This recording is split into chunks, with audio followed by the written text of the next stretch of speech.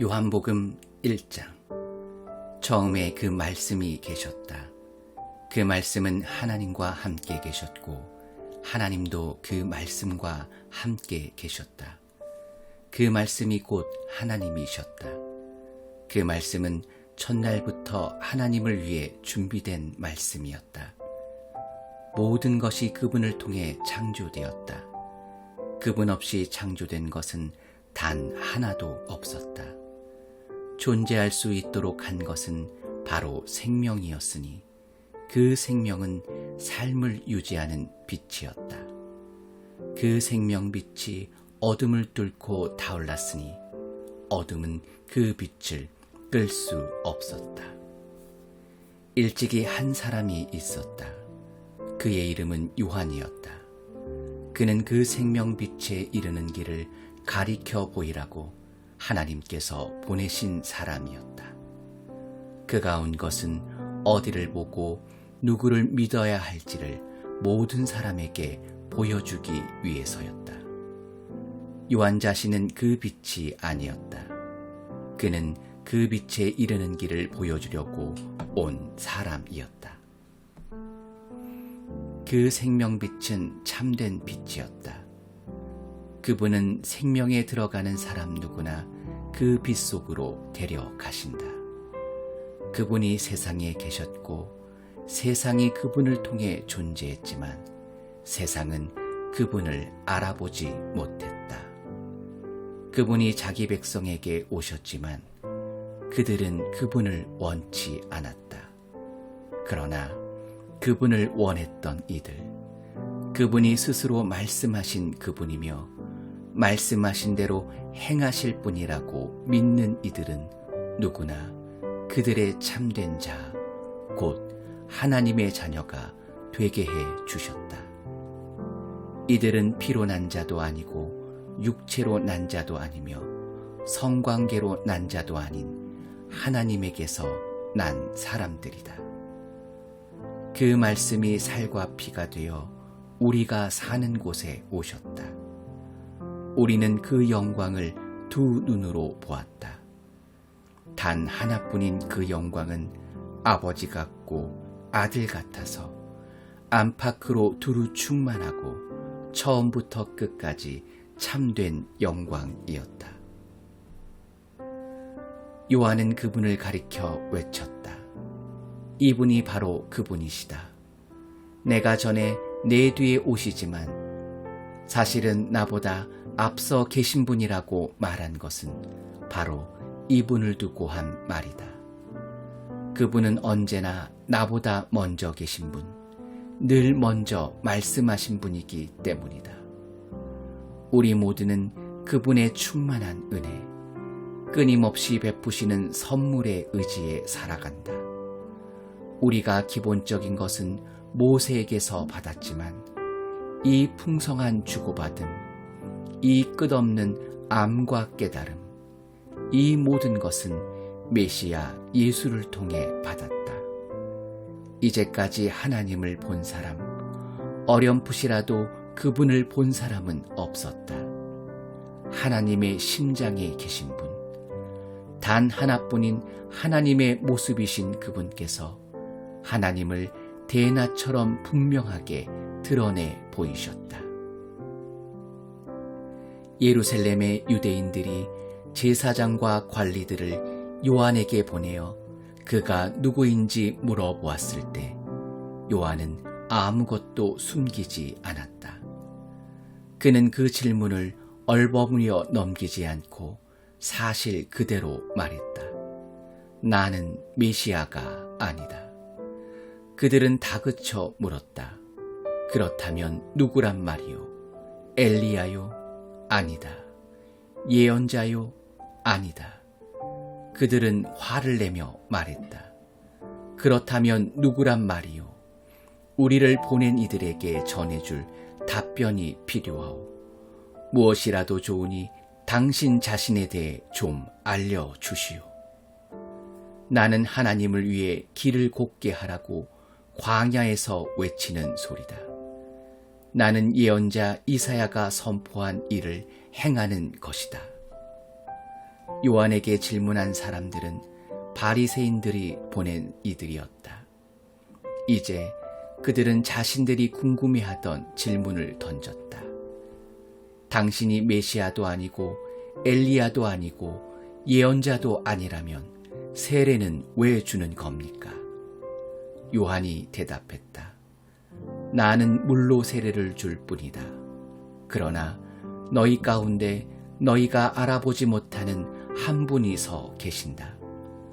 그분은 내 뒤에 오시지만 내 다음 가는 분이 아니시다.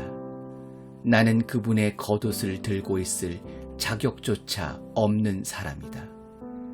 이것은 요한이 세례를 주던 요단강 건너편 베다니에서 나눈 대화였다. 이튿날 요한은 예수께서 자기에게 오시는 것을 보고 큰 소리로 말했다. 이분이 하나님의 유월절 어린 양이시다. 세상 죄를 용서하시는 분이다. 내가 전에 내 뒤에 오시지만 사실은 나보다 앞서 계신 분이라고 말하니가 바로 이분이다. 나는 이분이 누구신지 전혀 알지 못했다. 내가 아는 것은 이분이 하나님을 계시하시는 분이심을 알아보도록 이스라엘을 준비시키는 것이 내 임무라는 것뿐이었다.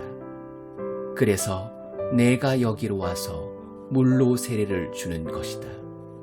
너희를 말끔히 씻기고 너희 삶에서 죄를 씻어내어 너희로 하여금 하나님과 함께 새 출발을 하게 하려는 것이다. 요한은 자신의 증언을 이 말로 매듭지었다.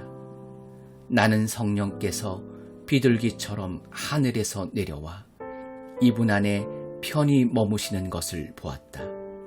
다시 말하지만 내가 이분에 대해 아는 것은 물로 세례를 주라고 내게 권한을 주신 분께서 너는 성령이 내려와 한 분 위에 머무는 것을 보게 될 텐데 바로 그가 성령으로 세례를 줄 것이다 라고 말씀하신 것뿐이었다. 나는 정확하게 이 일이 일어나는 것을 보았고 그래서 너희에게 말하는 것이다. 이분이 하나님의 아들이신 것에는 조금도 의심의 여지가 없다. 이튿날 요한이 두 제자와 함께 자기 일터에 있다가 예수께서 근처를 지나시는 것을 보고 말했다. 하나님의 유월절 어린 양이시다. 두 제자는 요한의 말을 듣고 예수를 따라갔다. 예수께서 고개를 돌려 그들을 보시고 말씀하셨다. 무엇을 찾느냐? 그들이 말했다. 랍비님, 어디에 묵고 계십니까? 랍비는 선생이라는 뜻이다. 예수께서 대답하셨다. 와서 직접 보아라. 그들이 가서 예수께서 지내시는 것을 보았고 그날을 그분과 함께 지냈다. 늦은 오후에 일어난 일이었다. 요한의 증언을 듣고 예수를 따라간 두 사람 중 하나는 시몬 베드로의 동생 안드레였다.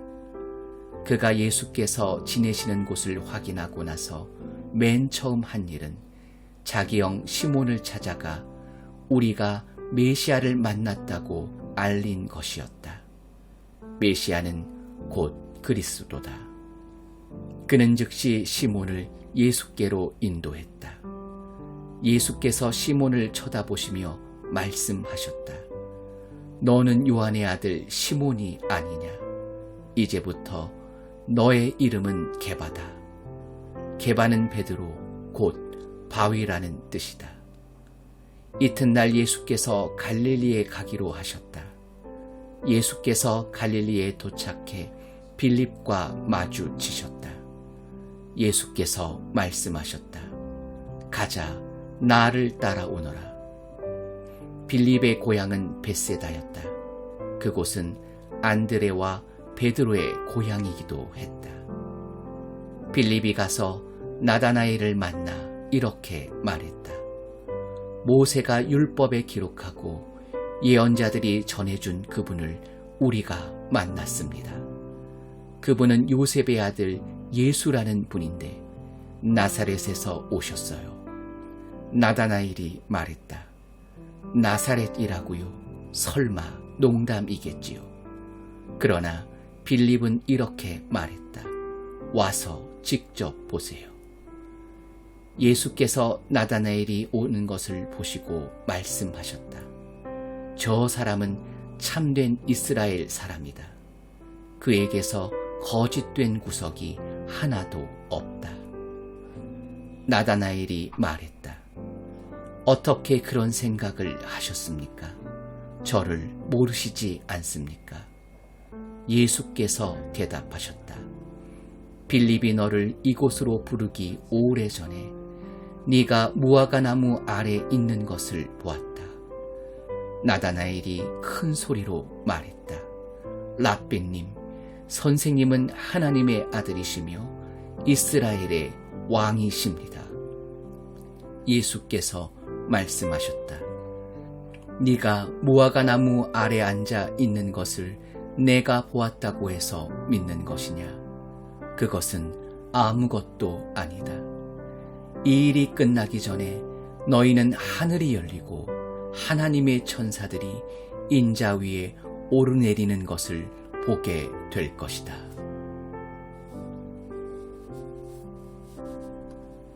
(2장) 사흘 후에 갈릴리 가나에서 결혼식이 있었다. 예수의 어머니가 그곳에 있었고 예수와 제자들도 거기에 있었다. 결혼잔치에 포도주가 떨어져 가자 예수의 어머니가 예수께 말했다. 포도주가 거의 바닥났구나. 예수께서 말씀하셨다.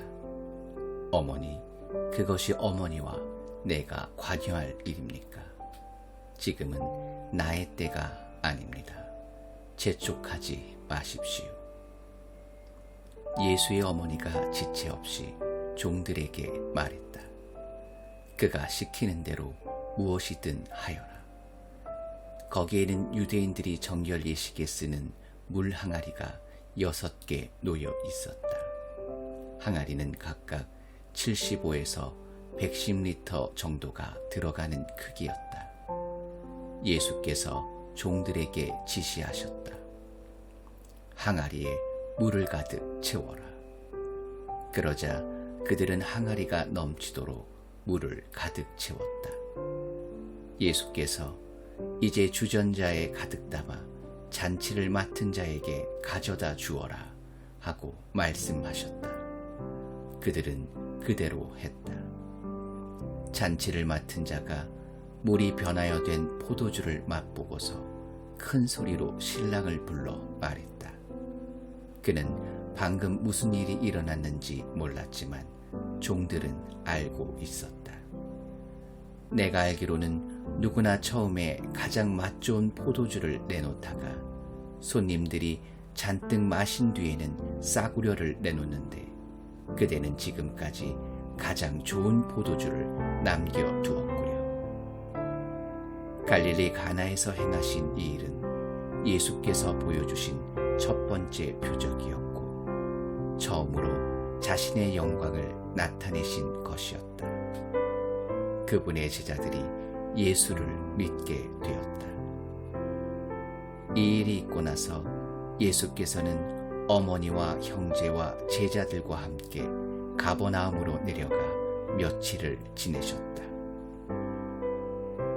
유대인들이 매년 봄에 지키는 유월절이 막 시작될 무렵 예수께서 예루살렘으로 올라가셨다. 예수께서는 성전이 소와 양과 비둘기를 파는 사람들로 북적대는 것을 보셨다. 고리대금업자들도 거기서 마음껏 활개를 치고 있었다. 예수께서 가죽끈으로 채찍을 만들어서 그들을 성전에서 쫓아내셨다. 양과 소를 몰아내고 동전을 사방으로 흩어버리시며 고리대금업자들의 가판대를 뒤엎으셨다. 예수께서 비둘기 상인들에게 이렇게 말씀하셨다. 여기에서 너희 물건을 치워라. 내 아버지 집을 쇼핑몰로 만드는 짓을 그만두어라. 그 순간 제자들은 당신의 집을 향한 열심이 나를 삼킵니다 라고 한 성경 말씀을 기억했다. 그러나 유대인들은 불쾌한 마음에 이렇게 물었다. 당신이 하는 이 일이 옳다고 입증해 줄 신임장을 제시할 수 있겠소? 예수께서 대답하셨다. 이 성전을 헐어라. 그러면 내가 사흘 만에 다시 짓겠다. 그들은 분개하며 말했다. 이 성전을 짓는데 46년이 걸렸는데 당신이 사흘 만에 다시 짓겠다는 거요. 그러나 예수께서 성전이라고 하신 것은 자신의 몸을 두고 하신 말씀이었다. 나중에 예수께서 죽은 자들 가운데 살아나신 뒤에야 제자들은 그분이 그렇게 말씀하신 것을 기억해 냈다. 그때야 제자들은 비로소 올바른 결론을 내릴 수 있었다. 성경에 기록된 말씀과 예수께서 하신 말씀을 모두 믿게 된 것이다. 예수께서 예루살렘에 계시는 유월절 기간 동안 많은 사람들이 그분이 나타내시는 표적을 보았다. 그리고 그 표적이 하나님을 가리킨다는 것을 알고는 자신들의 삶을 예수께 맡겼다. 그러나 예수께서는 자신의 삶을 그들에게 맡기지 않으셨다. 예수께서는 그들을 속속들이 아셨고 그들이 신뢰할 수 없는 사람들인 것도 알고 계셨다. 예수께서는 아무런 도움 없이도 그들을 훤히 꿰뚫어 보고 계셨던 것이다.